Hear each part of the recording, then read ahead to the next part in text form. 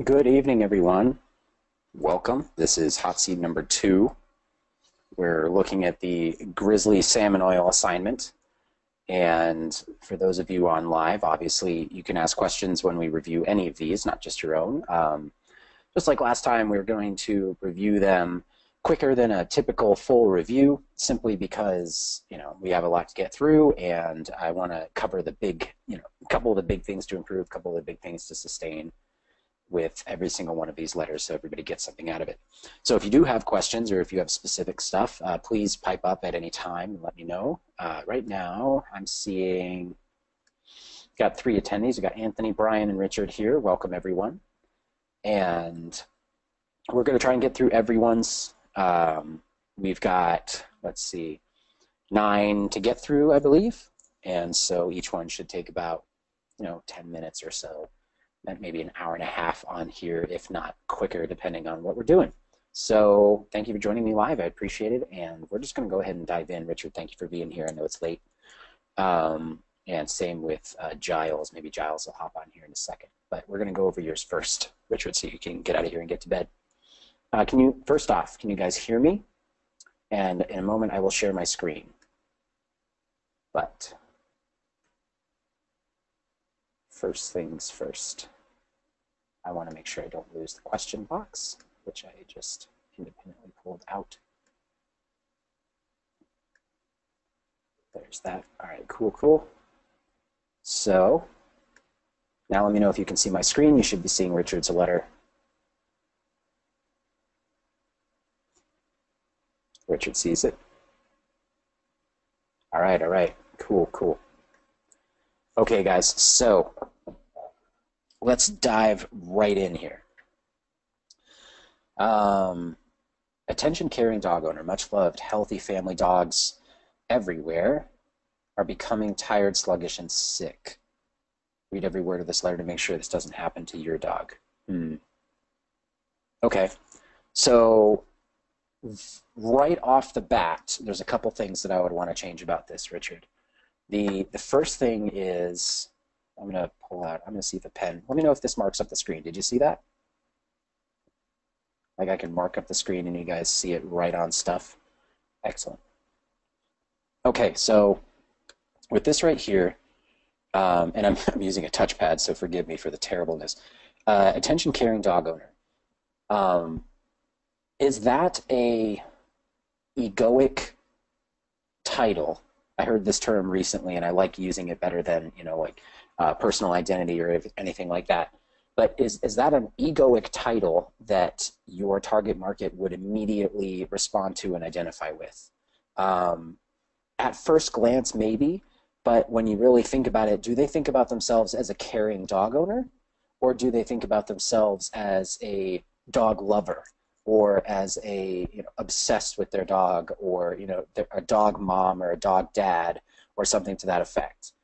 If you're going to use some sort of title or call out to your specific market, and you're going to use an egoic title to do that, then you want to hit the one that is most emotionally relevant to them.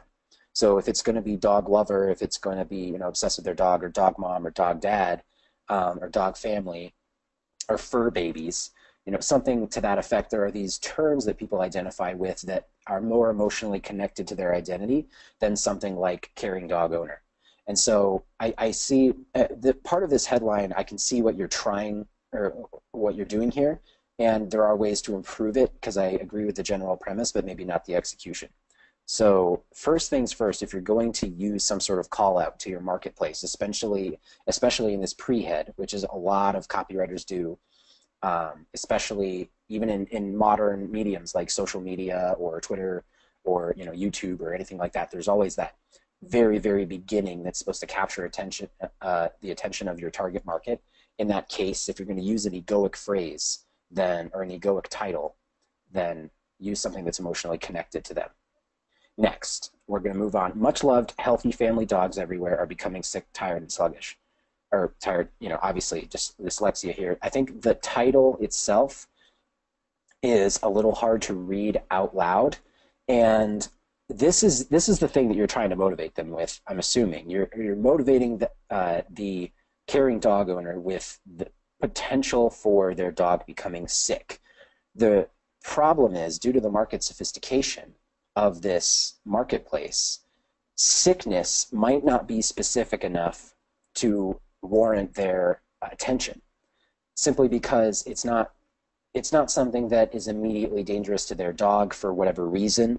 It's not immediately relevant because it doesn't stipulate any sort of breed, any sort of physical location like California or Texas or Alaska or something like that, where there's a reason for them to perk up. And so the headline, I would say, is not specific enough to garner the reaction that you want, which is the immediate attention of them not wanting their dog to get sick. It's not specific enough to grab their attention. They might slide right over it, even though it is talking about their dog potentially being sick. It isn't specific enough to them. Combined with the pre-head not necessarily reaching out to their egoic title that they respond to, I can see people's eyes sliding right over this and not worrying about it. And then they don't get to your subhead, which is the urgency of reading the letter. So with the way it stands now, pre-head, headline, subhead, I don't see them sliding down and continuing to read your story. That's the first thing that I'm going to point out. Now, let's do pointers so I can do this. Does that make sense, Richard? I can clarify if you want that one a little quick. Let me know.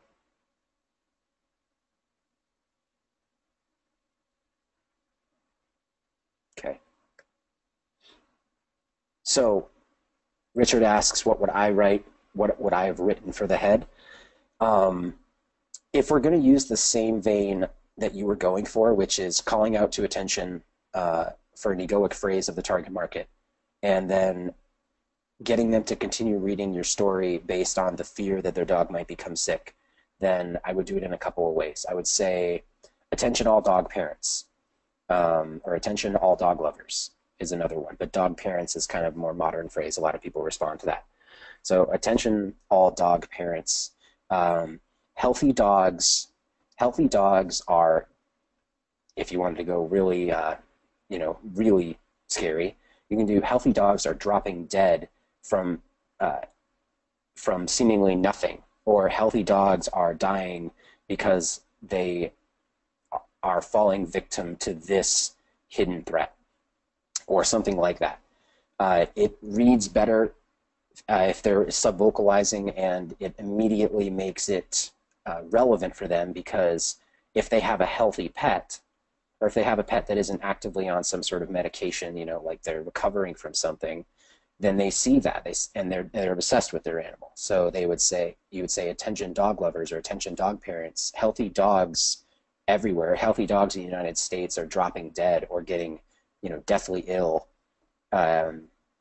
because of this one thing, or because of this one issue. Obviously, it's very, very rough right now, but I would focus more specifically on the immediate danger, and I would make it easier to comprehend the immediate danger. So instead of much loved, healthy family dogs everywhere are becoming sick, tired, and sluggish and sick, I would retain the same idea, but make it much more specific and much more compelling and urgent if we're going to retain that same idea. There are other options for a headline, obviously, but given what you're going to go through in this letter, I'm assuming that you're going to go with a story, like like you were saying earlier, and kind of lead into the fact that their dog might not be as healthy as they think they are, or that they're having these recurring issues, like dry skin or itching or scratching, that sort of thing.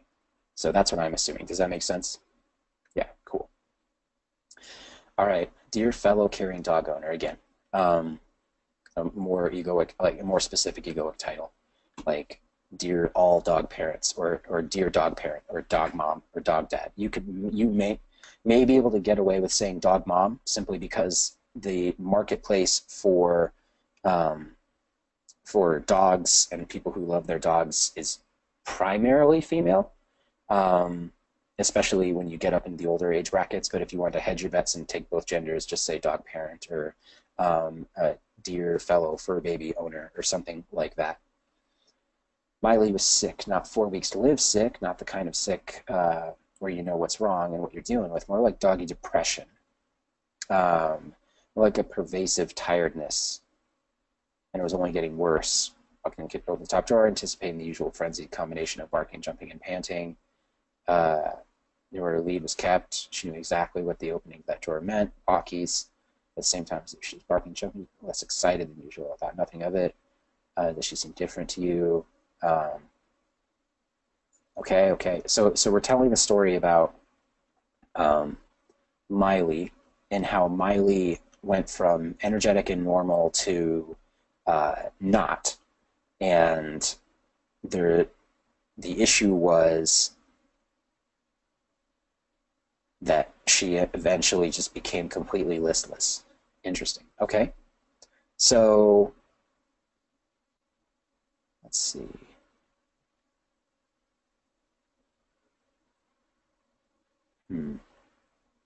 Took her to the vet.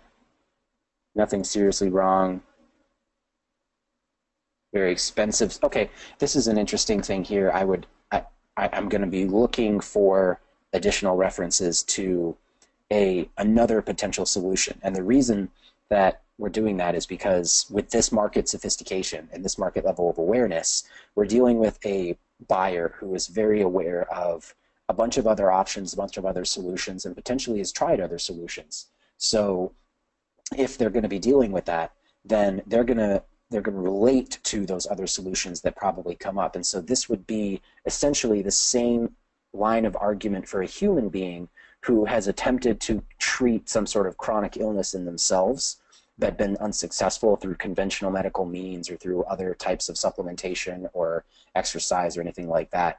They're the people who've tried it and failed and are now frustrated, or they're the people who are dealing with a chronic issue that seems to have no cure. Same concept applies to their dogs, especially people who are very obsessed with their dogs and who would go and buy natural salmon oil for their dogs. So I'm going to be continuing to look for this. Special diet, eye-watering cost. Does a great job. They don't, but it was clear that they didn't have an answer to this particular problem. I would almost bold this because the vet doesn't know, so there's something wrong. So the story is that we went to Google, we found a solution that people were raving about, look at all these testimonials, and then we gave them a try, and Miley obviously is better than ever. So I get the story flow. I think I approve of that.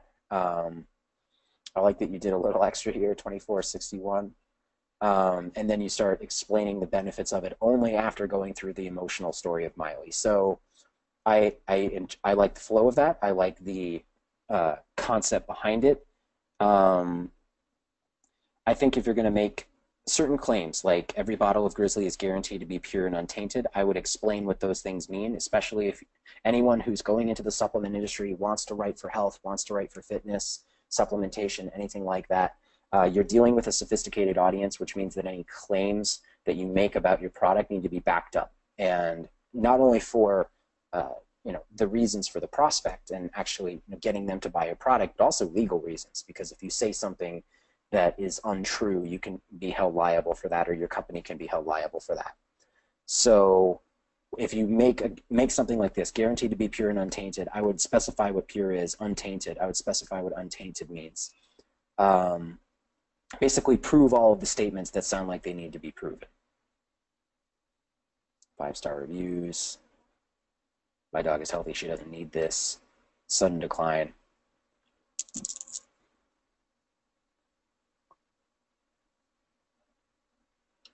Deficiencies. Okay, cool. So,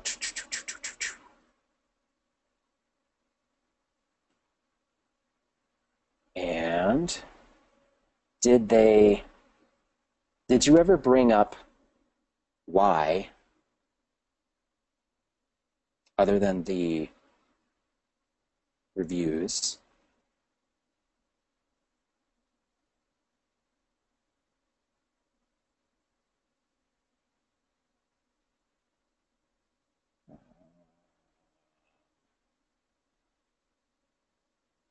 all right. So there really isn't any justification for salmon oil other than the reviews here. So basically you're leading with social proof on the salmon oil, but not necessarily that, they went to Google and they found something that other people were raving about, and then you read this stuff and you're like, oh, okay, well, that's interesting. And a couple reviews, and then we tried it ourselves and things got better. But there isn't really a lot of justification for what happened, why it helped, why the vet diet, why the vet itself, why the medicine, all of that thing didn't work. Because there is going to be that question, like, okay, the vet couldn't diagnose her, they put her on a special diet, they thought it was some sort of nutrient deficiency of some sort. Why is it that this grizzly salmon oil was effective in correcting that nutrient deficiency? And you talk about the quality of the salmon oil, which is great, and you talk about the results and the anecdotal evidence through social proof, but a skeptical, highly sophisticated buyer is going to be reading this and going, okay, I understand the anecdotal evidence, but why does it work? Give me some sort of unique mechanism. And the levels of sophistication warrant that you want to identify a unique mechanism about this salmon oil that is either better than what exists out there in the marketplace right now, which you would need to probably position against, because most people at this point have heard about fish oil, especially for humans, potentially for dogs if they're a dog lover, but you need that added mechanism based on the level of sophistication. So yeah, it's sort of like a reason why, but it's deeper than a reason why. It's more of a justification for believing the emotional intent. So you've got them emotionally through this story, but now they've reached the point where they're like, okay, what is it? Or why does it matter? Or why is it better? What are the issues with it? Why should I trust this over another brand? Why should I trust this over something my vet is telling me? Like, there's got to be a specific reason and mechanism for the success of the product beyond what that is. So yeah, and so Richard says, I struggled to figure out the unique mechanism on this. There were other salmon oils on the market that seem very similar. It is. So I'm not asking you to use that mechanism to position it against the other products. I'm asking you to use the mechanism to position the product itself in the customer's mind. So you can show why your product is superior to other products once you've justified the basic need for the product in the first place. Right now, there's really no link between my dog is going into a depressive state that my vet can't cure, and we haven't figured out why, therefore we gave them salmon oil. There's no link there. Once you make that link using the unique mechanism, which could be, and because we did this in the last mentorship, I'm a little bit more familiar with it. It could be something like a dog's typical diet, no matter what type of dry food diet they have, lacks the essential fatty acids and fats required to transport nutrients from their food into their body. That is the mechanism. Like, the fact that their dry food does not have the natural fats that they would have or that their body needs is something that causes a lot of pets distress and causes a lot of pets issues, especially more overbred breeds that tend to have genetic problems or problems processing food. So that mechanism of the fatty acids from the fish oil allowing to transport vitamins and minerals better from the food rather than just pooping them out is enough, right? Right. And yeah, you say it's obvious, but again, I have seen now 24 people write this thing, or 30 people write this thing, and so I'm more familiar with it than most people can get in a week or two. But with that said, and as you're writing things, especially for a more sophisticated marketplace, you should be looking out for that particular mechanism. What is the thing? What is the link that allows them to agree with your premise? After they've emotionally connected with it, they're like, okay, yes, I can understand how a person who owns a dog who's having this issue, or perhaps my dog is having the same issue, and that's why I stumbled across this and now I'm reading it. Like, my dog has gotten more lethargic in the last few weeks or days. Then now they're reading it and they go, okay, I buy it. I'm now convinced through this mechanism that salmon oil or natural fish oil is the right thing to do. However, now I have these objections. What is the quality? What is the price? Am I going to have to continue doing this? Why should I buy from here versus there? What makes your brand better? All those things that come into mind immediately for the people who don't just immediately buy. So the mechanism applies to the product category, not so much the specific product. Yes, in a way. It applies to both. If the person, with a new mechanism, think about the level of sophistication of a marketplace. The sophistication of the marketplace is such that there are people with a desire, right? There are individuals sitting in this marketplace with a specific desire or pain point or solution or whatever, right? They're all kind of looking for the same thing. They're just at various levels of awareness. And when you have that marketplace with that level of desire or solution awareness or problem awareness, then they are having these conversations in their head, and they're looking at other solutions. They're approaching people for solutions like veterinarians or anything of that sort. And they've seen some stuff at this stage of sophistication. They've seen their vet. They've seen the special food. They've seen potentially even dog supplements at the store that they go to buy their food at. But they're not quite aware yet of the ramifications of what those things are. And so at this stage of sophistication, the more you can educate them on the success or the success of a mechanism or a specific new thing, the more they're going to trust you, the more they're going to trust your solution, and therefore the more they're going to buy of your product because they now see it as a solution to their previously unsolved problem. That carries over to your product, but it also exists inside the product category with the market desire. So that's why higher stage sophistication marketplaces are more difficult, because you have to contend with more issues with the marketplace. Those marketplaces are competitive for a reason. And so you're going to have a lot of claims, you're going to have a lot of confusion, you're going to have to deal with the lack of clarity and the lack of understanding of your marketplace, and also stand out in a way, and then give them a reason to buy and buy now. So it's more lucrative to obviously attach yourself to those more sophisticated marketplaces because it's a proven market, but it's also harder. All right, can I ask, on the current Bitcoin assignment, is the unique mechanism why they use Bitcoin versus normal money, or why they use this Bitcoin wallet versus another Bitcoin wallet? In the case of the Bitcoin assignment, I believe what I assigned was a justification for that particular Bitcoin wallet versus another Bitcoin wallet or other options for Bitcoin wallets. And that means that you're moving up the chain of sophistication. And one of the struggles that a lot of people worked around last time was the fact that the product that I've given you to write for in terms of Bitcoin wallets is actually a little controversial. There are certain subsegments of the Bitcoin and cryptocurrency community who don't like that product, and will tell you why they don't like that product. Some people chose to market the product towards those individuals and somehow defeat their objections, which is a strategy that you can implement if you want. There's also people who ignored that controversy and went for a lower level of sophistication, which means that anybody looking to get into Bitcoin would read their letter rather than looking around for this type of like scammy information or like controversial information or something like that. But that's kind of up to you, is to decide what level of sophistication you want. But we're talking specifically about the wallet and not Bitcoin in general. You're not trying to convince people to use Bitcoin versus not. At this point, they've decided they're interested in Bitcoin as a alternate form of currency, and now they're moving into that level of sophistication.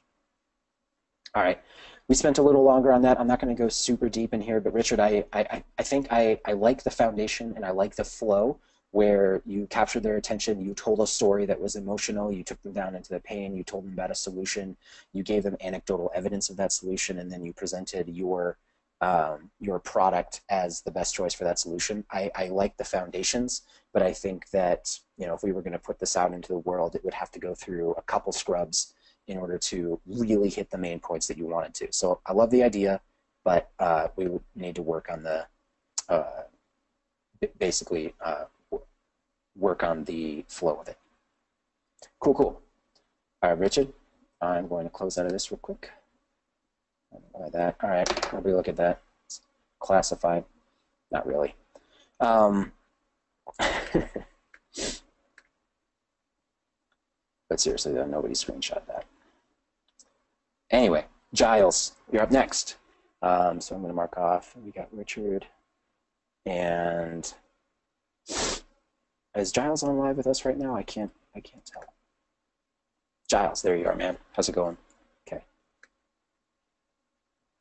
Okay, so here's what we are going to look at. Beloved dog owners.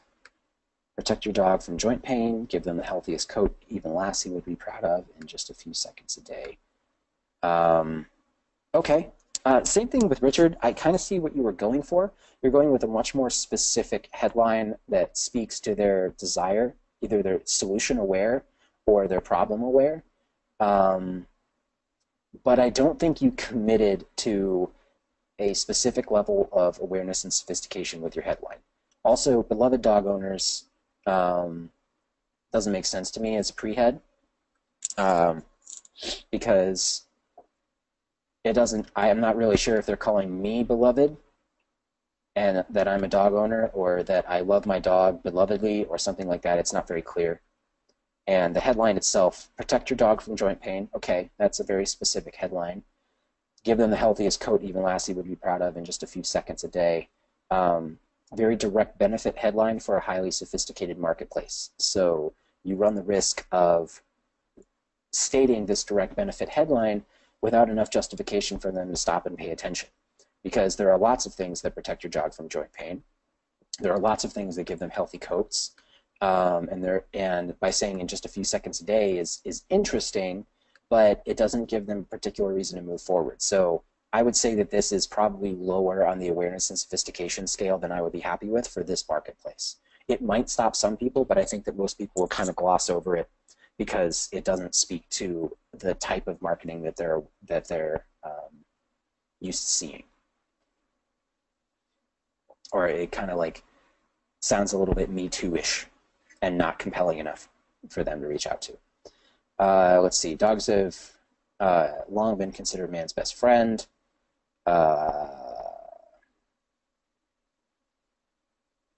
Okay, so I would literally delete all of this because it's unnecessary and superfluous, right? We're not writing an article or a poem. We're trying to capture their attention immediately, and so these 5 lines are just kind of wasting space and not capturing attention.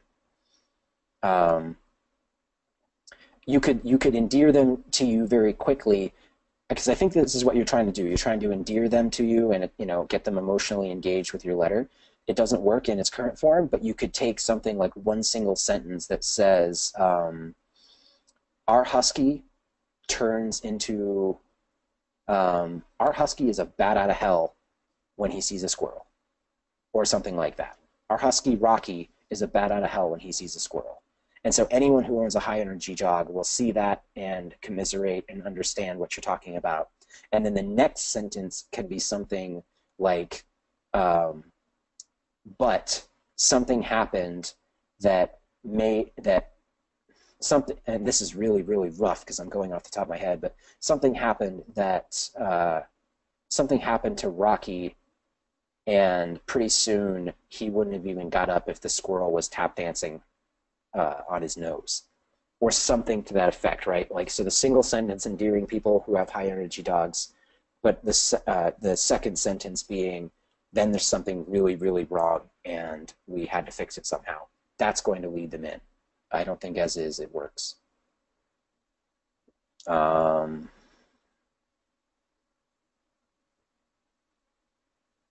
Okay. Yeah, I mean, you kind of said it yourself right here, in that there is no point between here and when you literally said it down here. The lead itself, there's no point whatsoever, at least not made quickly, right?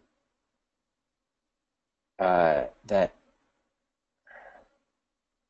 we found out he was lacking certain nutrients.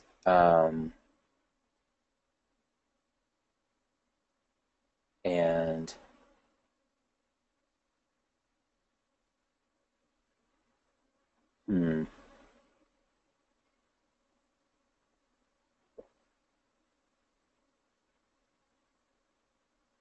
I think, Giles, I think the biggest issue that I have with this particular letter is that it's very disjointed.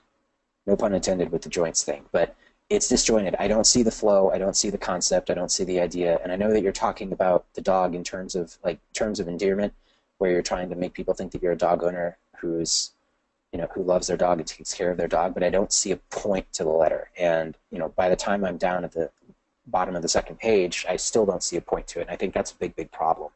I don't think you committed to a specific story or lead type or angle. Were you having trouble figuring out what type of angle or hook you wanted to use with this? Let me know.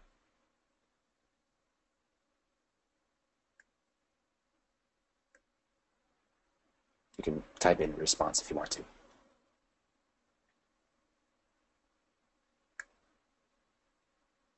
Okay, so Giles says he was trying to go in softly with the story. Here's my personal opinion, backed up by a lot of the stuff that I've written, a lot of the people who've helped train me.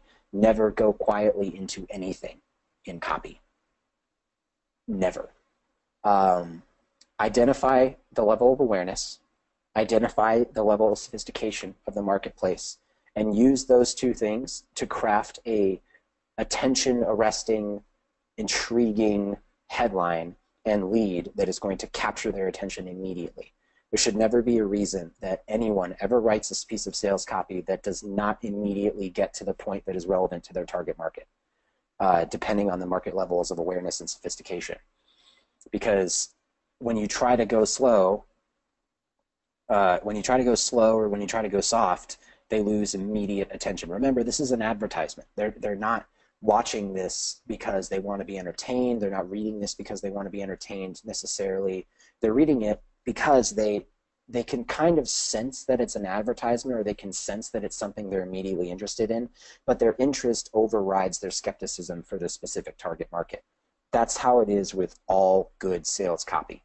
Like, if you're super interested in a topic and you see something that looks like a sales letter, you're not going to begrudge the person for writing a sales letter. Now, if you're trying to attract a person who shouldn't be buying your product in the first place, that would be the attempt to softly lead them in, which almost never works unless you're trying to do some sort of commercial that, you know, gets them to think, or, you know, gets them to love your brand, or some sort of that high advertising type stuff. With direct response, you have to be direct. I mean, you say, Giles, you didn't want to be too direct, but it's called direct response for a very specific reason. Once you identify awareness and sophistication, find out the best way to communicate with them, and don't be slow to lead in. Does that make sense?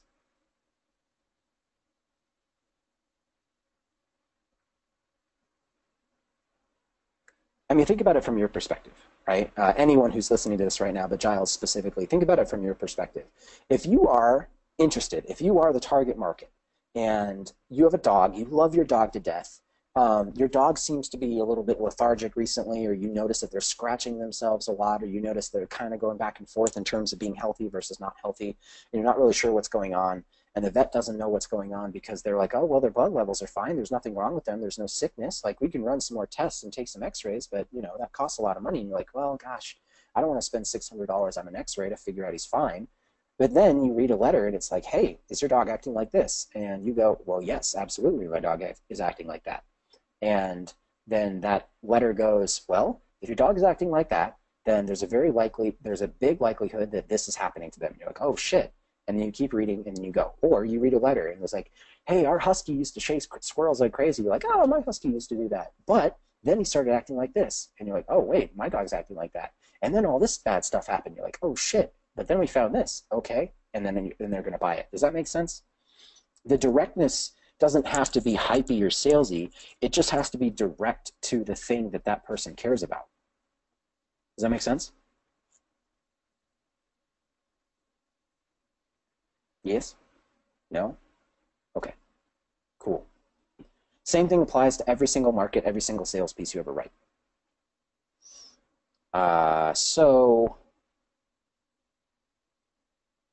I like the use of images. I like that you guys are adding images in here, and I like the before and after of coat. That's really awesome. I love the patchy and then the not patchy. Well done. I think especially with, you know, health or dog health or anything like that, like, this is a great thing. I haven't seen this in any of the other assignments so far, of showing the before and after of how the coat changes. That's really cool. So I think images are a good use. if you can prove it.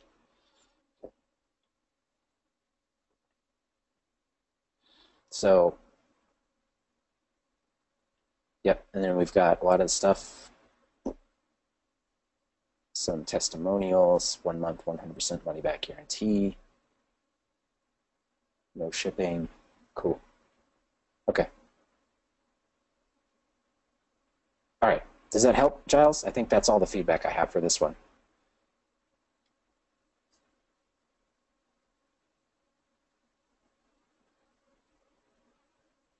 Awesome.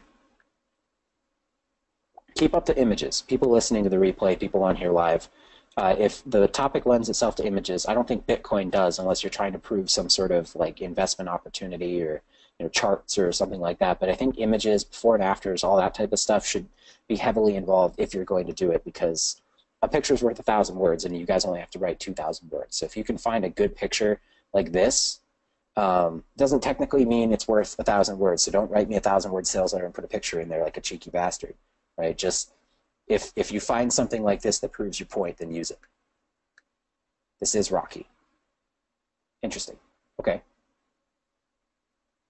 So was this your story, Giles, or was this a story you found online?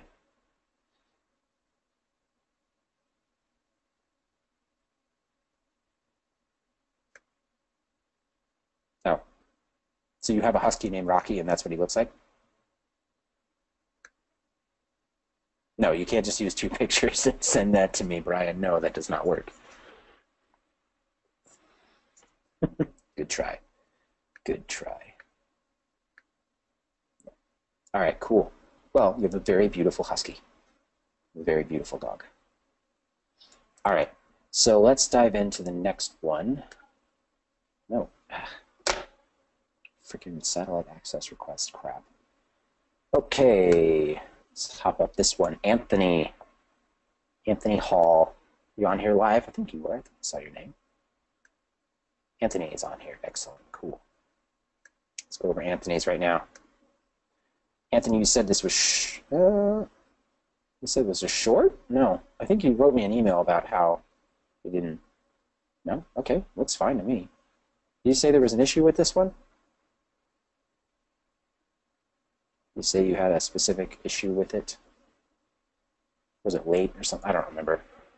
Jessica keeps track of most of those things. All right.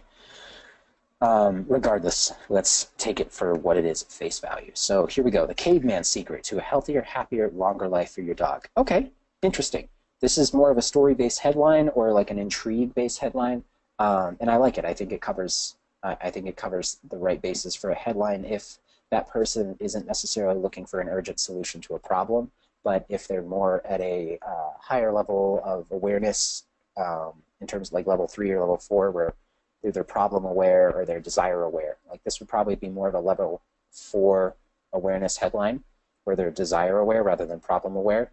And so your job would be to then take them through the steps and show them that there is a problem, which is what we'll do here. Okay, the caveman secret to a healthier, happier, longer life for your dog. 32,000 years ago, something amazing happened when we started turning wolves and breeding them together to make all the different breeds of dogs we have today. Okay.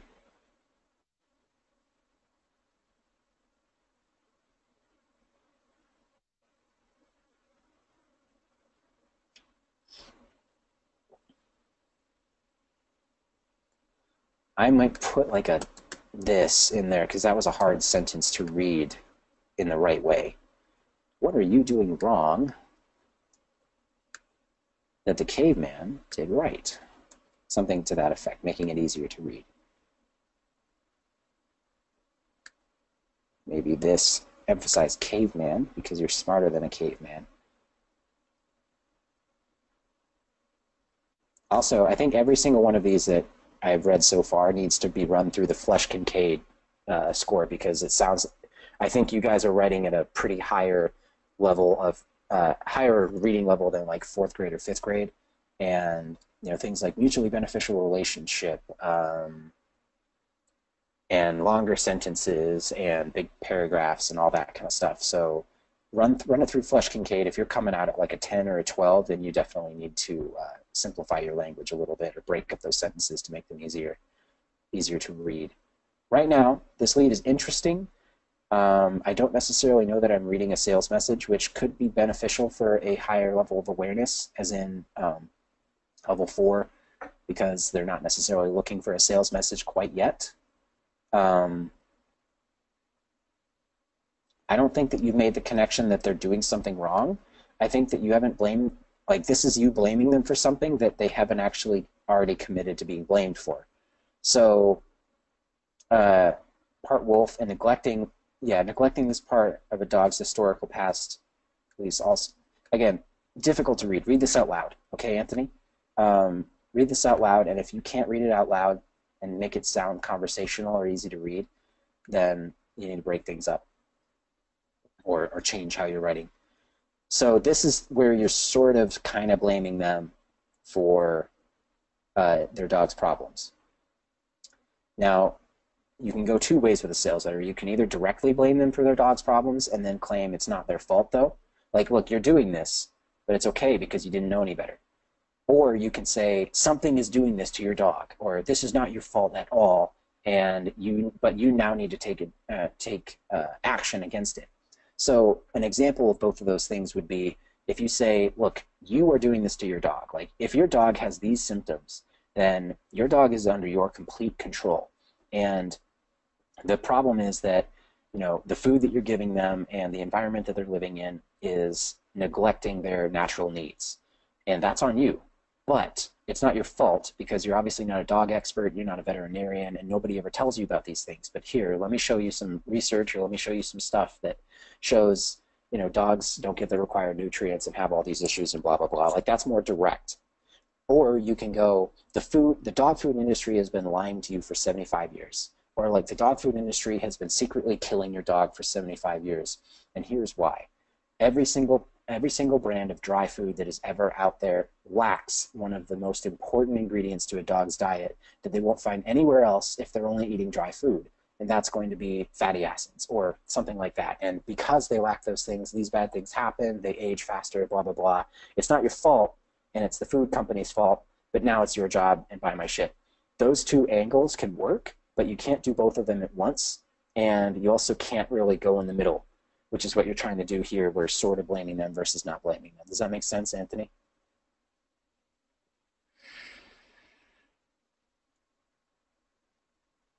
Okay. All right, we're going to move on then.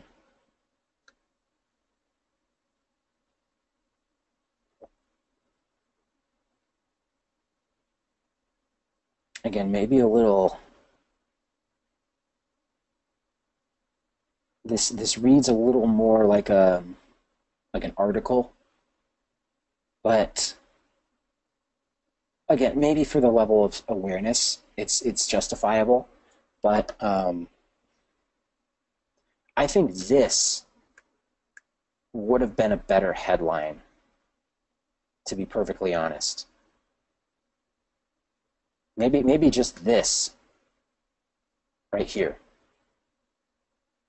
This is a very, very compelling headline for the same level of awareness that I think you're speaking to, which is the desire aware. If someone cares about their dog, then they're obviously caring about their dog's health. And you could say something like, your dog's stomach still thinks it's a wolf, and wolves didn't eat kibble. Something like that, right? This immediately stops them in their tracks because they care about the dog, says something that they're interested in and don't necessarily know about, and then compels them to read even more. But when we're looking at this in terms of the article nature of it, this is also one maybe problem aware headline. I like these subheads. I think you're capturing attention, but the copy itself isn't necessarily pulling me through the copy and compelling me to continue reading it. So positive, you have a lot of really great headlines. Negative, I'm not being pulled through the copy in a way that compels me to continue reading. And I also, like, if I'm not super interested in what you're talking about in terms of the article and like cavemen and all that kind of stuff, then I'm probably not going to continue reading through to see all these headlines. Does that make sense, Anthony?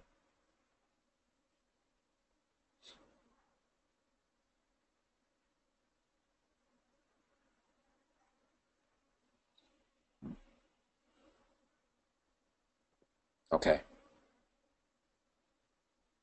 I like that you have, I'm not sure if this is the website or if this is you, but I like that you put the 4 keys relating to the safest and best food and put them into headlines and number them out.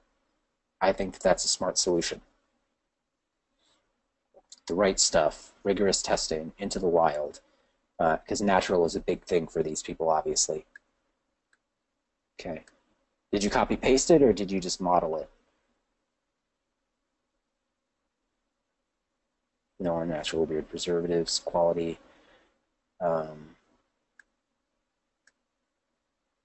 Nice. Social proof. Social proof, lots of social proof.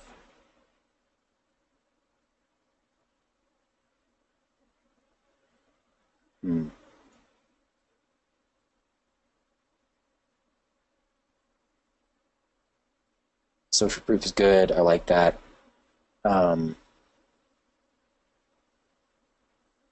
This is a good question to ask. Higher levels of sophistication will ask that question. This is good, FAQ.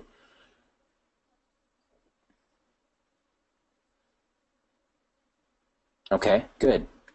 Good FAQ. So good. I think you did a really good job with your headlines and your awareness levels and your sophistication levels for this piece. I think the number one thing that I would work on, Anthony, is really going over the first 2 or 3 pages of copy and making sure that the people are pulled through for a specific reason. Like you're controlling the story in their head rather than telling them a story. And that does take practice, but especially with these higher levels of awareness, level 4, level 3, level 4, high levels of sophistication, it is what is required because they're busy. They're concerned with a lot of different things, not just their dog's health, but they're obviously interested in their dog's health to the point where they're going to want a supplement like this. They are your ideal client, but you have to be able to pull them through those first 2 or 3 pages in order to get them to see and control that narrative in their mind about the reasons for it, basically. And that's what the lead is supposed to do. The lead is supposed to pull them through enough of the copy so that they are now primed to accept the rest of the sales message, right? So if you're thinking about a level 4 aware person, they're desire aware, right? So what is their desire? Their desire is to have a healthy, happy dog that lives as long as possible. That is their desire, right? Their desire is also to not have their dog in pain, not have their dog have joint issues or skin issues or any allergic reactions, all that kind of stuff. So that's their desire as well. And they might not necessarily be aware that it's a big problem, but if they see their dog scratching more often or something like that, they can still be desire aware. Then, so you come to them and basically talk to them about their desire in the headline, right? The caveman's secret to a healthier, happier, longer life for your dog. They're intrigued. And now you go, look, there was back in the day when, dogs were just wolves, right? There was nothing special about a dog other than the different breeds of wolf. And then we started breeding them. And we started doing all this and do this and this. What it did was create issues due to breeding, which, most people have a basic grasp of genetics if they're this type of buyer. The breeding caused issues. Your dog has those issues actively. And as your dog ages, as the seasons change, as it gets drier or warmer or whatever, all of these things affect your dog in a very specific way. And if your dog is showing any sort of symptoms or not showing the symptoms yet, but they are getting older, then they're much more prone to reaching this level of problem. Now that problem looks like this, and some of the solutions are this, but here's the best solution for that problem. And that's what you've led them through now. That's the copy in their head and why it's relevant to them. So hopefully that makes sense. overall, good job on the headlines. Good job on the social proof positioning, creating, cutting this out and putting this into, a list. And your FAQ was also on point. Cool. Oh, thank you. Stop doing that. Okay, who do we have on the call right now? Because it was finished Anthony's. Let's do people on the call. Oh, we've lost some people. That's okay. It was late for them. So we have Daryl, Anthony, and Brian. Cool. So let's do, Brian, let's do yours real quick. We'll go back to Debbie's when we're done with everyone who's on the call. Okie doke. So, said incomplete. Okay, so, oh, very incomplete. All right. So let's see what we got here. How true dog lovers keep their four-legged family members healthy and happy for years. Okay, once again, the headline I don't believe is specific enough for this target market and for the level of sophistication and awareness. I've talked about it in all the previous things. So the only thing that I can think is true, because that's kind of a challenge to the target market, like how true dog lovers, if you don't do this, you're not a true dog lover. That does have appeal, like kind of, pricking their pride a little bit. But I don't think that this headline accomplishes necessarily the goal that you were going for. Another thing to remember, and this is something for everyone who's listening to this live or on the recording, there's a running issue with health-based, supplement-based copy. And the issue is it is much, much harder to sell prevention than it is to sell a cure. When you're selling someone a preventative solution, you're trying to sell them something that they don't need yet, or that they don't think they need yet, right? But if you sell them a cure, you are selling them an answer to a very specific problem that they have right now. And the difference between the two is just in their minds or in their specific situation, not necessarily in the product. So if you have a weight loss supplement and you're trying to market that to a person who doesn't necessarily believe they need to lose weight, but you say, look, if you take this supplement, then it will prevent you from having issues in the future. They're going to be like, okay, I'll get around to it, or okay, I'll think about it. It's not urgent for them. There's nothing there. The cure, however, is very specific. Like if they look in the mirror and they hate themselves, and you're like, you know what? You're looking in the mirror and hating yourself? Well, if you take this pill for 30 days, you're not going to hate yourself anymore. You're like, give me 6 of them, or I'll take 100. That's the difference between a cure and a prevention. And that's endemic in health. And that's endemic in most copy. Like a lot of people try to sell prevention because they're not selling to people who actively have the pain or the problem. But that leaves out basically the easiest sale you can make, which is the person who's already actively looking for a cure. On top of that, though, there is a way to sell prevention because the insurance industry does it, and a lot of supplements that don't act right away do it.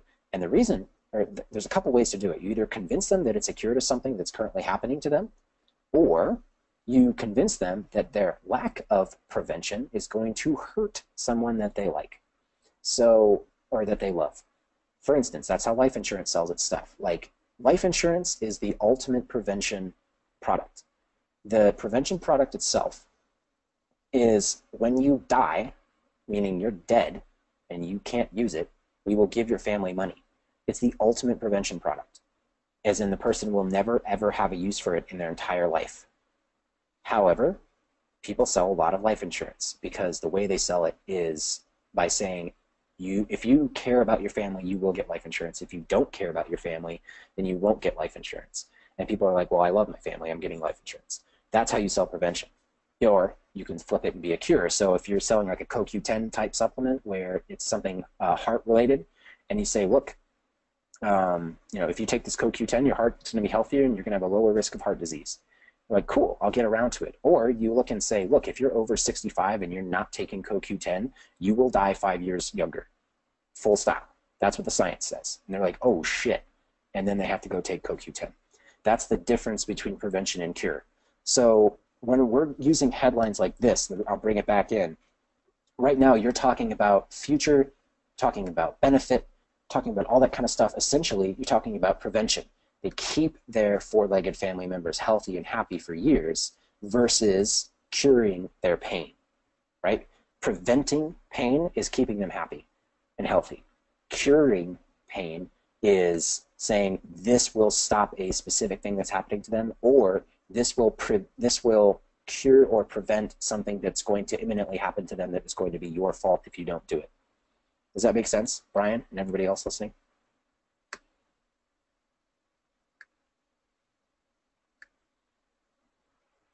All right, sweet. All right.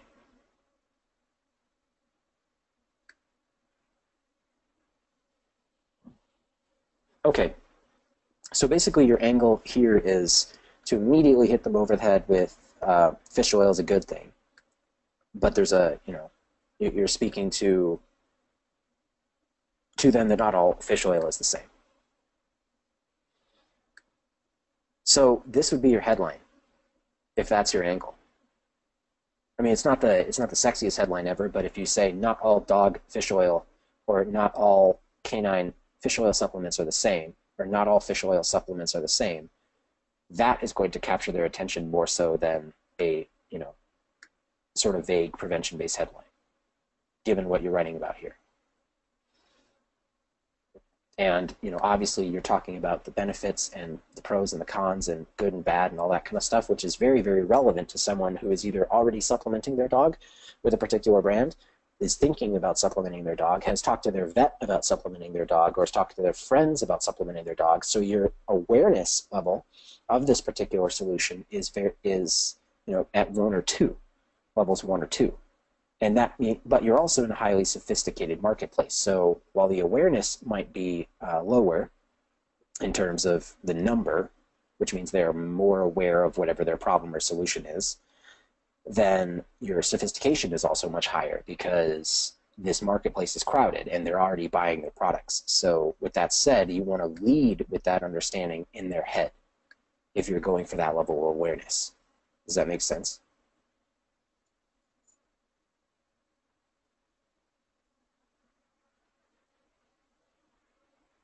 Okay.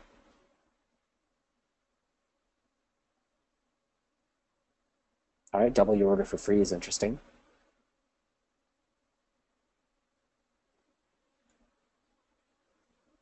I like that you guys are trying out different offers. Double your order for free is very interesting. I like that.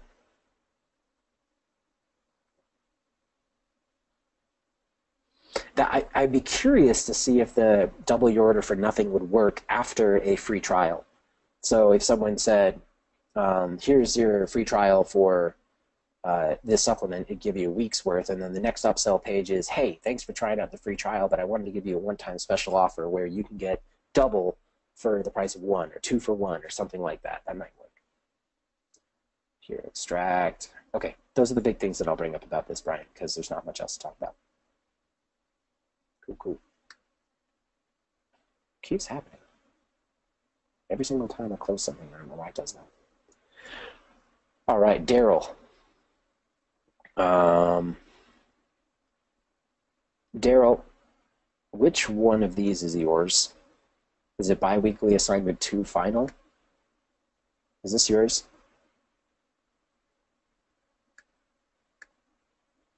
Okay, I wasn't sure. Please put your name on it because I don't see it anywhere. I know it was in the email, but please, when you put these in documents, put your name on it so I know.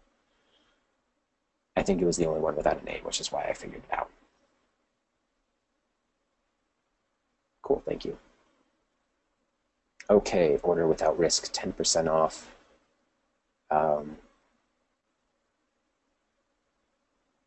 Fully refundable.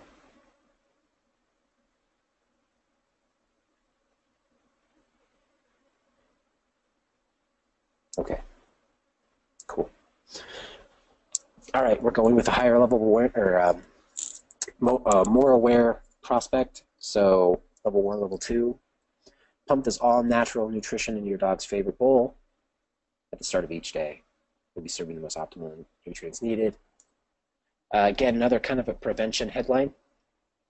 And I would say the same thing about this as I just said about Brian's. The prevention headlines aren't necessarily the most compelling because people do care about their dog's overall health, but you got to think about they care about their dog's overall health, but if there isn't something urgent or there isn't something really compelling or actionable about what it is you're offering, then they're going to get distracted and they're not going to purchase the product immediately. They might not even they might want it and then forget about it and not come back to it. So direct response is also, it's about convincing, it's about, you know, reaching the conversation that the person is having in their mind, but it's also about compelling them to take action and giving them a compelling reason and providing the level of urgency necessary to take action right there. Because if they read your letter, and even if they read your letter and they want to take the result, or they want the result, if it's not something that they are going to be able to act on right then or that they want to act on right then it does them a disservice because they're going to forget about it. They're going to miss it. It's not something that it's not a good thing if the person says, oh, that sounds awesome, I'll do that next week, or I'll do that tomorrow. And prevention is one of those things. If you try and sell prevention, then it's one of those things where, oh yeah, I should get around to that, but they never do.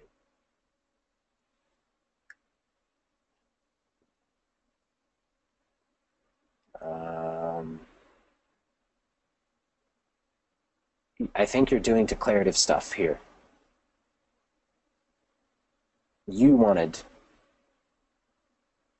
priority of yours.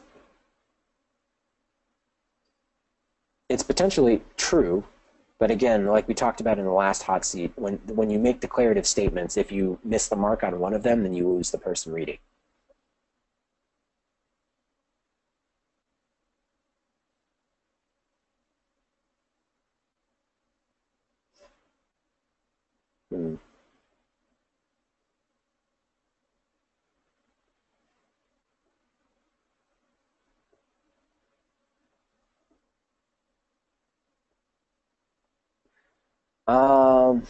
I think the biggest thing, Daryl, is that I do not buy your story.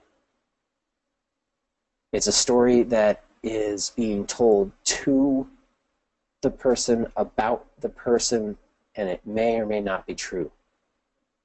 It's probably not true in all actuality, unless you really nailed it. And, you know, every person you send this letter to has had a dog that has itched themselves into bleeding or actively has a heavy itching problem. It's possible to maybe find those types of people, but I doubt it. And it's not a mass market thing at all. So if you're going to tell this story, tell it from the perspective of someone else, either yourself or a client or something like that. So instead of saying you did this, you went to the vet, you saw it, you talked to your dog, you did all those things, I would instead tell your story or a client's story by saying, you know, our dog Spot was the love of the family, and Spot was super healthy and happy all the time, but then all of a sudden Spot started scratching himself a lot. And, you know, over time we took him to the vet. The vet said, look, he's scratching himself raw. You got to do something about this, and there's nothing I can help you with because we don't have food like that, blah, blah, blah. Like, tell the story, but don't tell the story at the person, right? Does that make sense?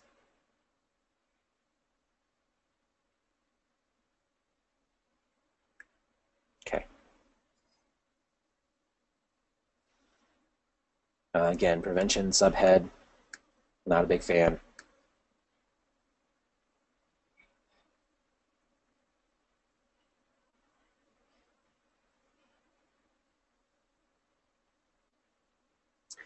Yeah, I think this letter just in general lacks a spark or a thing or an idea, like a big idea, or really like a hook or an angle of some sort. It reads more like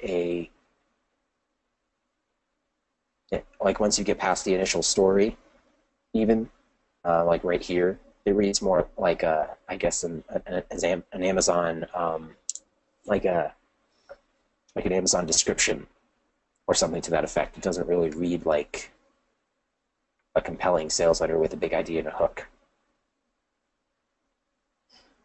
I mean, all the technical aspects behind that, like with the offer, like 100% Alaska and salmon oil, pure, this is all this stuff, here's the information, all that kind of stuff, here's the proof. All those things are technically correct, but getting down here, they have to get down here somewhere or somehow, and I just don't see the compellingness.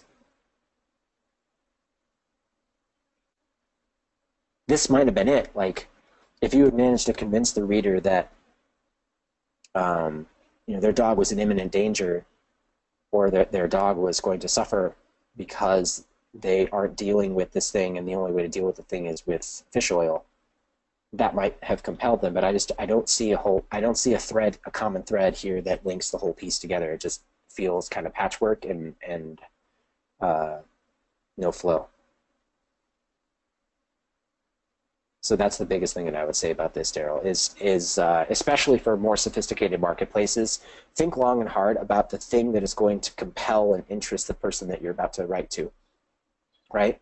So pump this all-natural nutrition in your dog's favorite food bowl at the start of each day. Why? Why do I want to do this? I'm already buying them great food. I'm already buying them premium food. I already take them on walks. Like, I already give them organic treats. Why? And you'll be serving the most optimal nutrients needed. Well, I already do that. My food already does that. That's why I buy the good food. That's why I pay $80 a bag instead of $30 a bag. Like, why? And so when you think about it from the perspective of your person, would they even read this and agree with it or be interested in it or want to move forward? And then when they do, why are they continuing to read down here? Does that make sense?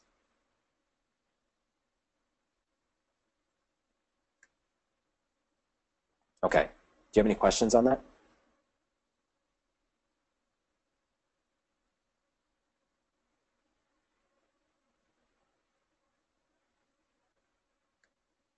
Might be typing. I'm waiting for a question.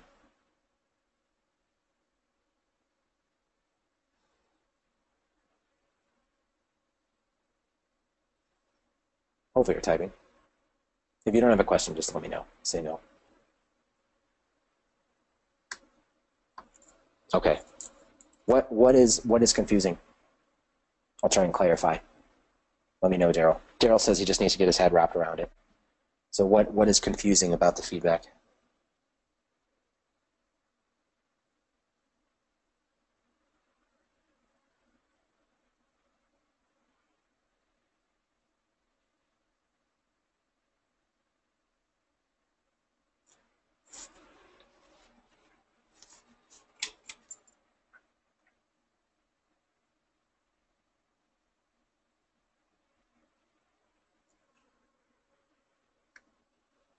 The actual writing. Okay. So you understand the feedback and you understand what I'm saying about having kind of like what Mark Ford calls it the golden thread. Like, it's something that ties the entire piece together. It's the, I call it the flow. But it's essentially the reason for reading the whole piece. You can call it the big idea and then the story behind it. I mean, there's so many different ways to execute it that there's really not a good way to be specific about what you need to do. But that golden thread, or the flow of your story, is the concept that you are speaking to a person, and imagine you're sitting in a chair next to them. You're both comfy.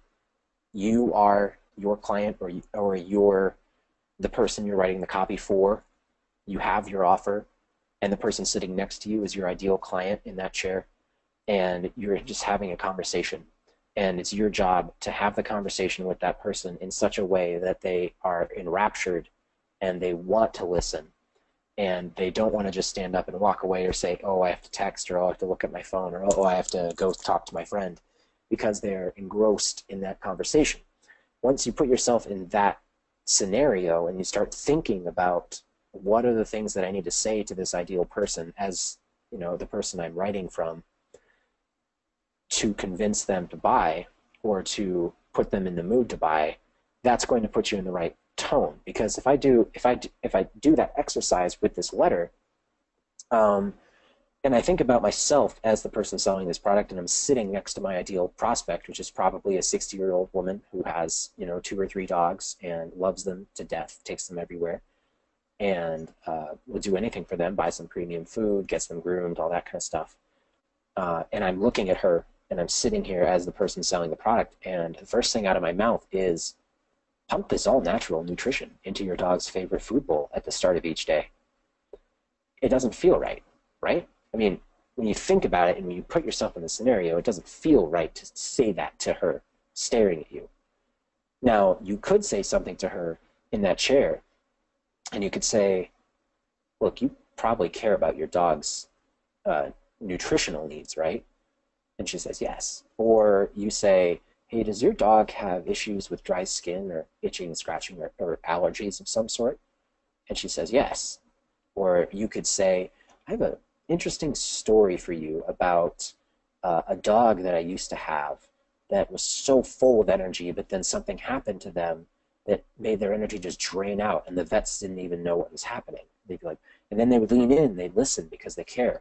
That is the type of scenario you want to put yourself in when you're writing this copy, because that's the only way it's going to feel authentic and real, and that's the only way that you're going to be able to communicate with them properly.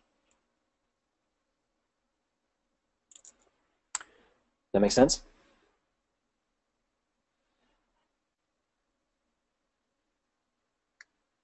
Yeah, just try that exercise, especially because we talked about on the Q&A you were having procrastination, like writing, like you don't know what to write about. I think it's because and when I read this, I think it's because you're trying to write too well versus too clear. You're going for impressing rather than communicating. And that's going to kill your copy. I tried to do that when I first started too. I was very academic in my copy. I was using big words. I thought that made me sound smarter and better, and people want to buy my stuff. But in reality, it just turned them off, and they wouldn't read anything. So think about it as a conversation rather than a way to impress or convince. All right, and I'm going to. It keeps doing that for no reason. I think that's everybody who's live on the call right now. Oh, Miha, welcome. Miha, how's it going, man? Good to see you. So now I'm going to go over Debbie Owen. And how do I zoom in on Google? I forgot about that. Here we go. There we go. Okay, so going with a higher level of awareness headline. Sorry, a lower level of awareness, which means the person is more aware. Don't feed your dog any fish oil until you read this. Okay, sure. If I am in the market for fish oil for my dog, this would stop me and get me to read. However, if I'm not in the market if I'm not specifically looking for fish oil for my dog, I'm not going to read this, right? It's not relevant to me. So this is a very specific play for the angle of a person who's actively searching for fish oil for their dog. And that limits the marketplace, but it also makes this piece very specific. So that's it's a pros and cons. It's a trade-off. So with that said, don't feed your dog any fish oil until you read this. Not all fish oil supplements are created equal. Your dog deserves the best supplement on the market so that he can have pain-free joints that will keep him healthy and energetic for many years to come. I've seen this a number of times at our local dog park. Small group of dogs running happily together. You can hear their growling behind their open-mouth smiles. They're romping and running in circles, chasing each other.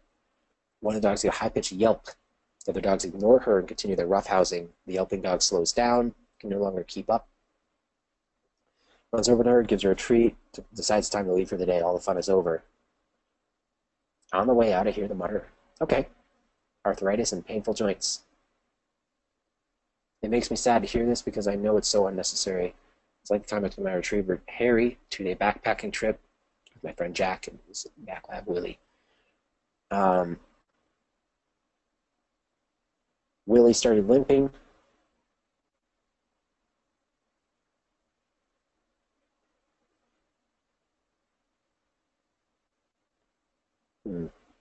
Debbie, you did it again. I like this. I like this piece. And so here's why I like this piece. And I know Debbie's not on the call right now. She's somewhere else. Here's why I like the piece. First off, a very specific market awareness level that you're reaching out to. I like that you committed and picked that and picked a headline that's very specific. The subhead also is compelling and wants me to continue reading. And, you know, don't feed your dog any fish oil until you read this captures my attention. Not all fish oil supplements are created equal captures my interest, because the attention is don't do this. And I'm like, okay, what do I don't do, or why wouldn't I do that? Then the interest is they're not all created equal. And you've now just created interest and intrigue for me, because I'm like, oh, okay, why? The one thing I don't like is this. Your dog deserves the best supplement on the market. That's clearly a sales thing. And I don't think it's highly relevant. What you could do here is foreshadow a little bit of the negatives for other fish oil supplements. Like, your dog deserves the best supplement on the market, and most fish oil supplements out there right now will actually do more harm than good for your dog in the short term and the long term, or something like that. That's how I would frame that. I would not say this. But then the next thing I like about this is you're talking about yourself, as in the writer of this story. You're talking about a story that people can relate to at the local dog park. And then, in this third sentence here, high-pitched yelp. For me as a dog owner, when you say high-pitched yelp, I think of a very, very specific noise that is an extremely emotionally jarring noise for me. I do not like to hear dogs yelp in pain. I'm a dog lover. My wife is a dog lover. And I do not like to hear that yelp. It's something that makes me stop in my tracks. John Carlton likes to call it racking the shotgun. And I actually can't remember if it's John Carlton or Dan Kennedy, but somebody says racking the shotgun, where the concept being if you were to walk into a bar and, you know, an old Western bar, and everybody's sitting around you drinking and playing poker and doing all that kind of stuff, and you walk in and you rack the shotgun. You rack your shotgun and make that noise that's, you know, the thing everybody knows, then you look around, and the people who looked at you, who, you know, stopped what they were doing, stopped their drinking, stopped their game, and paid attention to you because you racked the shotgun, those are the people who are lucid. Those are the people who are paying attention. Those are the people whose attention you captured and with that racking of the shotgun. When you said high-pitched yelp, that racked the shotgun for me. I was like, okay, I don't like high-pitched yelping. The yelping dog slows down, can't keep track, runs her over, gives her a treat. I hear them muttering about arthritis and painful joints. And then, so this entire story right here took 4 sentences, essentially, 4 small paragraphs to tell. And then you immediately launched into another story, which resets my attention, resets my interest, resets my ability to understand a story, and therefore resets the time that I'm going to give you.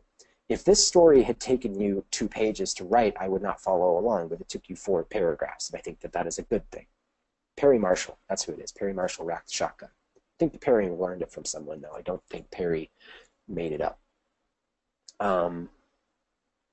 So that's what I mean, restarting again with the second story.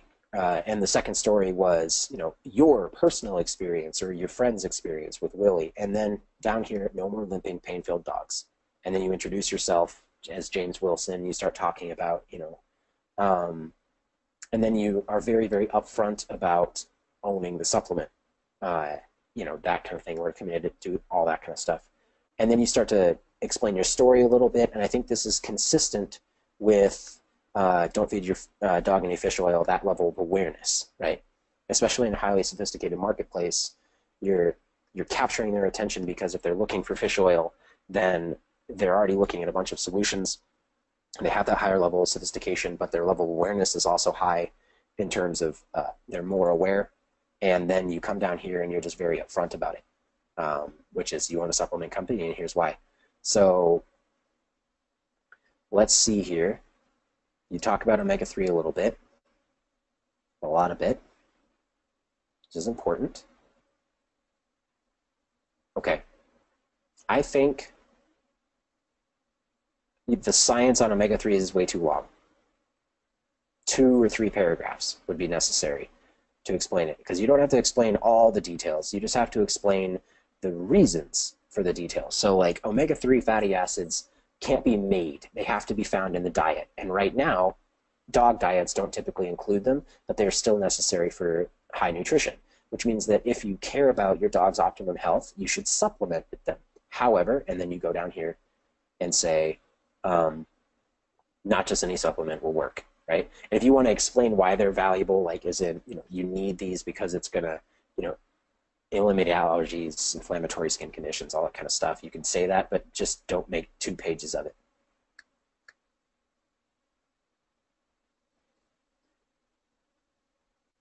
And not just any old fish supplement will do.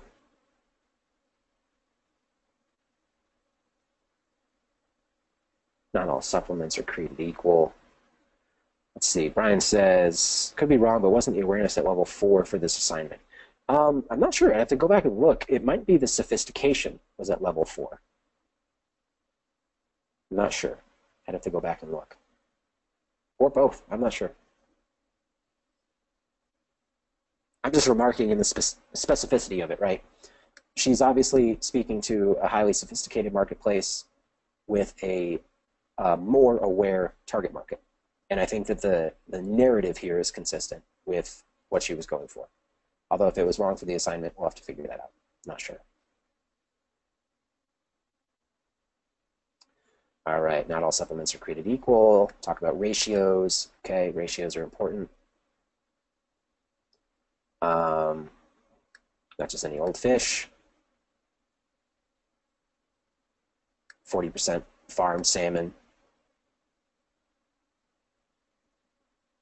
Interesting. All right, see, I like that. I like that as a concept. It's going to require more stuff for your dogs. Yep, even premium dog food, like we've been talking about. Good stuff. Safety.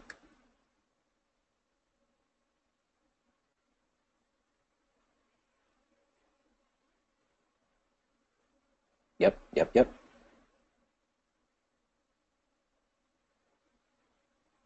I like it. Good job, Debbie. I've given all the feedback I can on that one.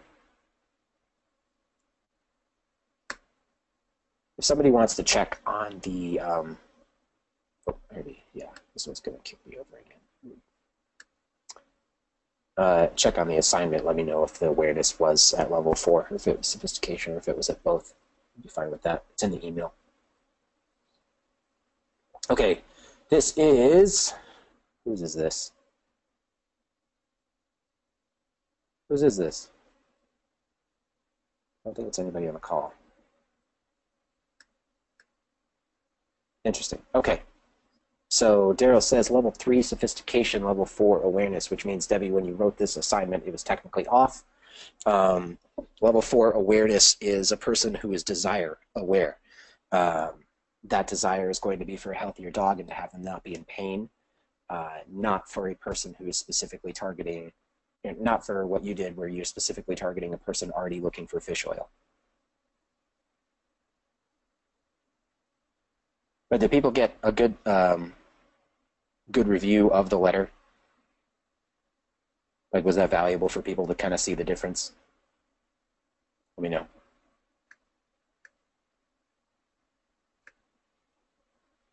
Okay. I don't know whose this is, so I'm just going to review it. Because I think, yeah, Yelena's is right there. I just covered Debbie's. So we're looking at Jerome's and Yelena's, I believe. So, yeah, this would have to be Jerome. All right, Jerome, this is yours.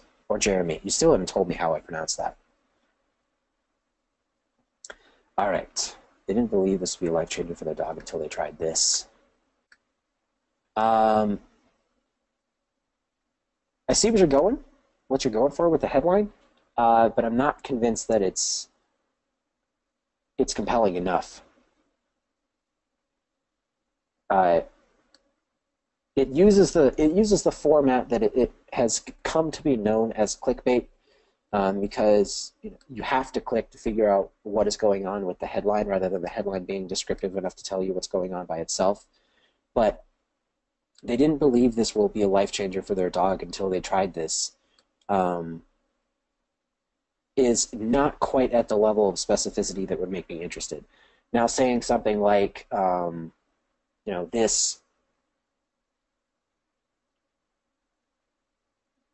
this supplement or this, or they didn't believe, I don't know. I can't think of something off the top of my head to make this any better, but I don't think that this accomplishes what you want, which is to get them to click to read the rest of the article.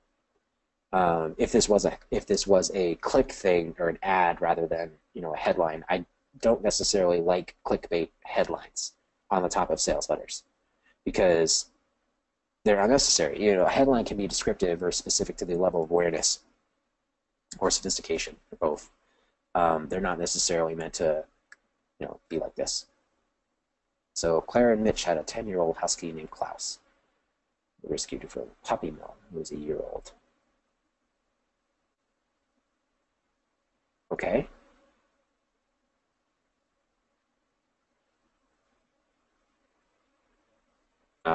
You don't need to say that, especially if this is an ad.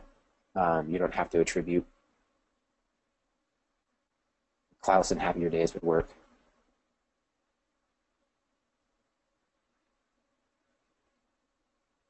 Interesting. Okay, that's an interesting story. I like it. Claire and Mitch had a 10-year-old husky named Klaus. He broke his leg, and even after they took the cast off, he continued to limp. He couldn't run, he couldn't jump. His enthusiasm was fine, but it was painful. And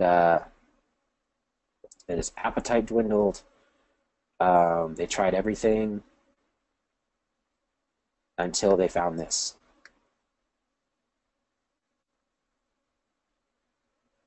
Okay, appetite was fixed first. He loved the taste. He started running with a little limp. Klaus is much happier now.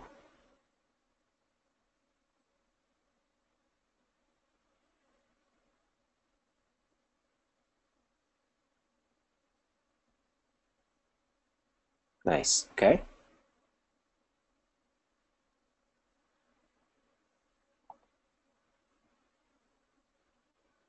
Interesting. Okay. Actually, Jerome, I like this. The only thing I don't like about it is the headline, but I like the story. I like the flow. I like how quick it is. I like the pictures you use specifically. Maybe a picture of Klaus, quote unquote, or whomever, the dog, of him after he broke his leg or in a cast or something like that for the emotional appeal. And then they tried everything, but nothing worked until they stumbled on this thing. All this stuff happened beneficially, and then you actually show a testimonial from Mitch and Clara, maybe showing Mitch and Clara actually saying it, or a video of them saying it. In fact, this as a script for a video where they are actually telling the story and the husky is sitting in their hands or in their arms would be very beneficial. And then going down here, so what is this, and telling that story. A good example, I don't know if I'll be able to find it immediately, but Russell Brunson has a supplement for supplements. He has a supplement funnel that sells a natural solution to nerve pain.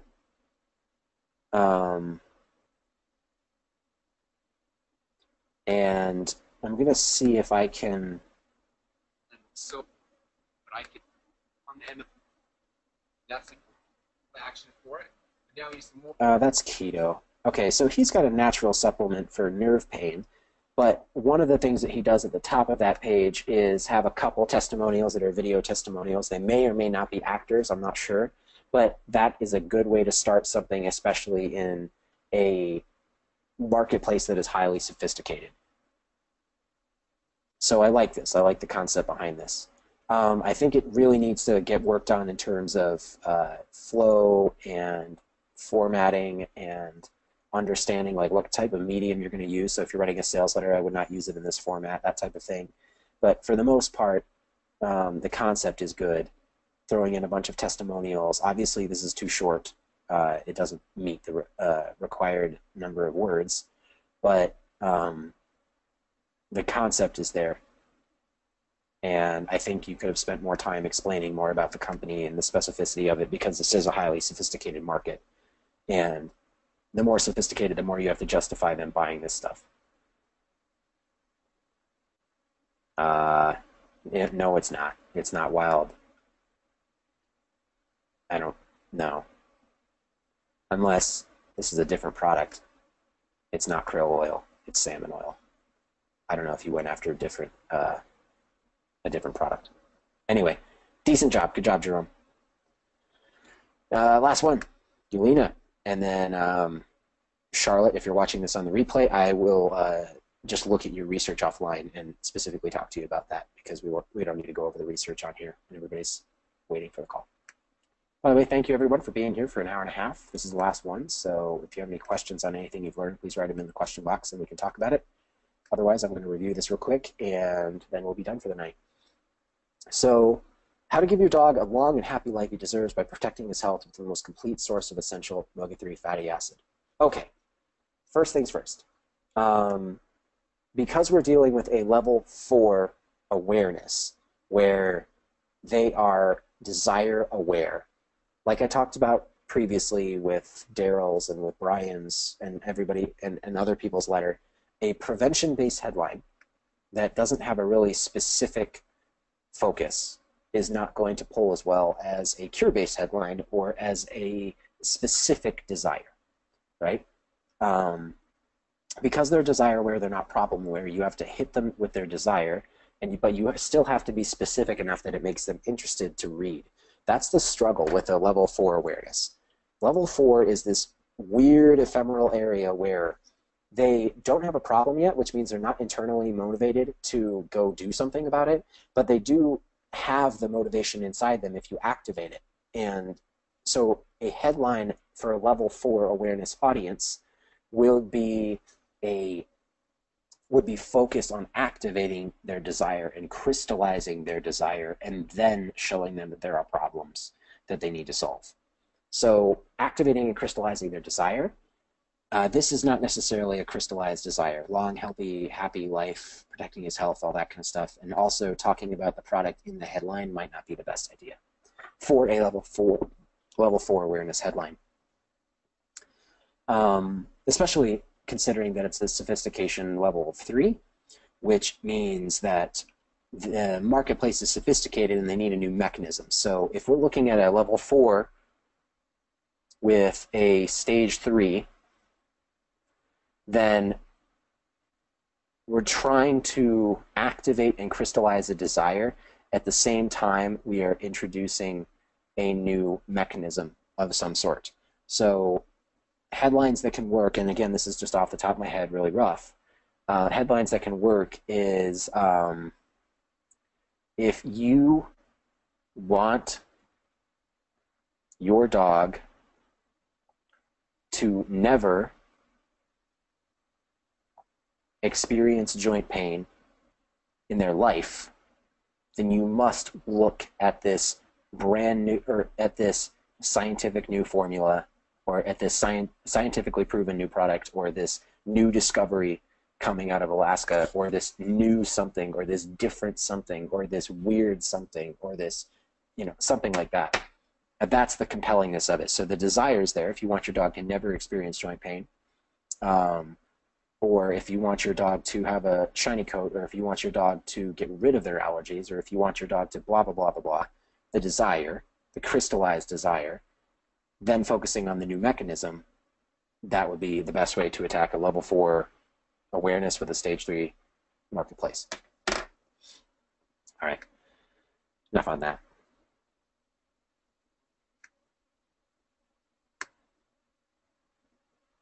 Oh, really?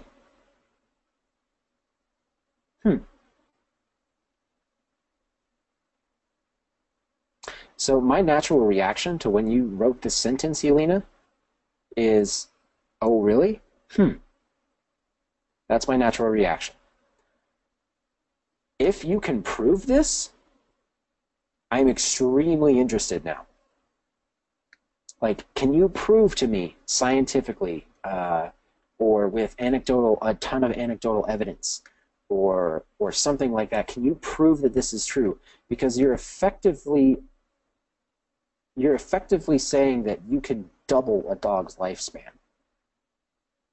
And that would be your headline if you can actually promise that.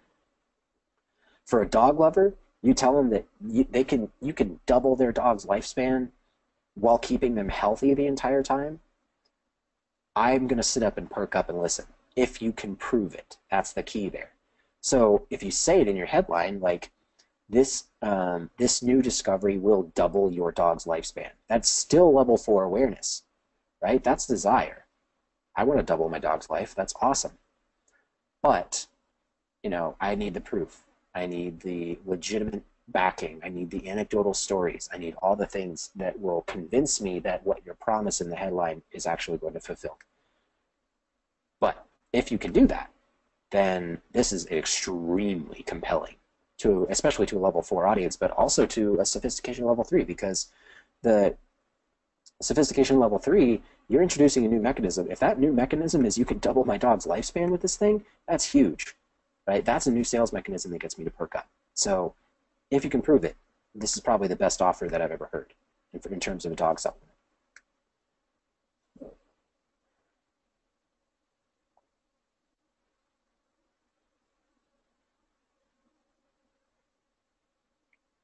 We're kind of running into the same issue from the last assignment, which is paragraphy type stuff, and it doesn't necessarily pull me down the page. When you say something this shocking, I want it to be followed up with proof or a promise of proof later, something like that. Like, did you know that with the proper care, your dogs can live all the way to be 25 or even 30 years old? Now, I'm going to get to that in a second, but first I wanted to show you how we found that out, or the thing that we did, or the thing that made me start this company, or something like that, right? Or you say, did you know that with the proper care, dogs can live all the way to be 25, even 30 years old? The secret lies in the specific nutrition that you provide for your dog, but unfortunately, that nutrition is not available in even premium dog food. There's a very specific thing you have to do. That's the difference. So those of you listening live, can you understand the difference there, where you're making a big promise and you're either teasing that you're going to talk about it later, or you're giving them a specific reason to believe it now? Does that make sense? Good. Because when you say something big and I'm not discouraging you to say something big and big promise, but I am absolutely encouraging you to prove it rapidly, or tell people that you're going to prove it in the very near future. Because when someone reads this, they either go, really? And they have a little bit of skepticism but interest, or they go, bullshit. And you don't want them to go bullshit and then not give them anything to say, okay, actually, yes, this is really true. Keep reading because now you're interested.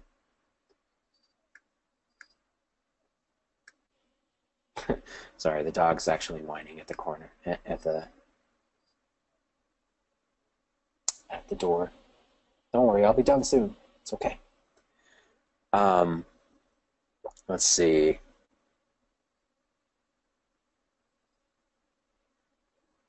Hardly an accident, diet, all this raw food. Okay, so we're starting to talk a little bit about a raw food diet, but you don't really go into too much detail there.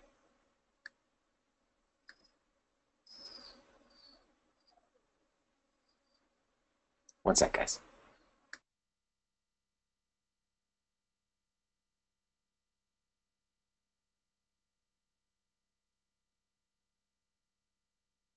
All right.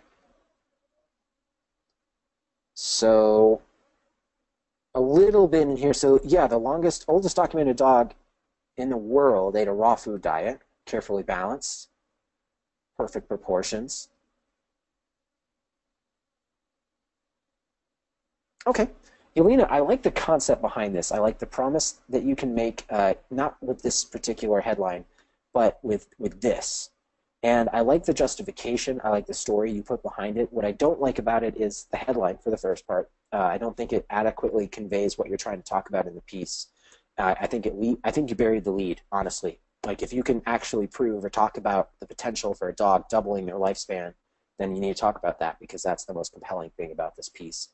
Next thing is, I'm curious, but the way that you're writing with the text is something that, unless broken up with images or bullet points or lists or subheads, something like that that makes it easier to read, it's harder to pull me down the page.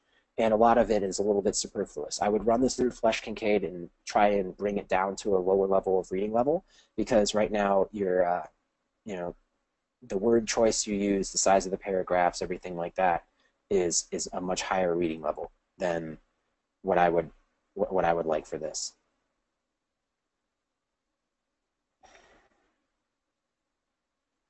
And there isn't really a lot of reasoning behind fish oil. A little bit. Okay, here's some images.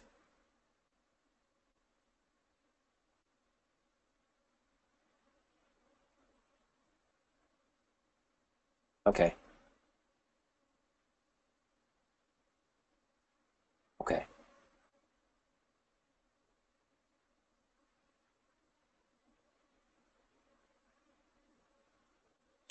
I'm going to give you, Yelena, I like this concept. I already told you what I like and don't like about it, but I'm going to give you the same advice that I gave to a couple people today, which is, imagine you are having a conversation sitting in a chair next to a person. Is this how you would communicate with that person in a chair next to them? My guess is no. And no matter what you're writing, a sales letter, a VSL, a webinar, a blog post, an advertorial, a Facebook ad, whatever it happens to be, the way you communicate is more important than the information you communicate, because you are presenting a good argument here for the most part inside this letter with some interesting and compelling information. However, I feel like it's the difference between a person who's presenting something interesting on stage and they turn their back on the audience and they just start reading their PowerPoint slides, versus the power of a strong orator on stage who's telling the same story, presenting the same information, but with better presentation skills. That's the difference. The content is the same, but your ability to communicate and the clarity that you have for that content is going to dictate how much people pay attention. In sales copy especially, because they don't have to sit in a room and listen to the speaker when they're reading sales copy. They are constantly bombarded with other things that can capture their attention. So if this is not something that they're super, super interested in being pulled down the page, they're going to get distracted and leave. So that's my advice for this piece. Otherwise, well done. Everyone, thank you for being on live. I appreciate it. Does anyone have any questions about what we talked about today, either with your piece or someone else's piece, or anything in general? I'm open to answering questions, but if you don't, then I think I'm going to end this one. Thank you all for your participation and help, and we will meet again in the Facebook group and next week on the Q&A, if nobody has any questions on their piece or anybody else's piece. Any questions? Got Anthony, Brian, Daryl, and Miha here.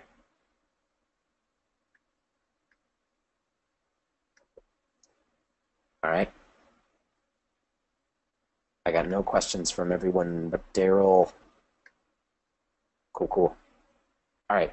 So thank you all for attending. I appreciate it. If you have questions that pop up in your head later, you want to ask them in the Facebook group, please let me know. Again, we'll talk next week on the Q&A, and be on the lookout for some stuff from me as kind of a thank you for dealing with our move and dealing with our big transition.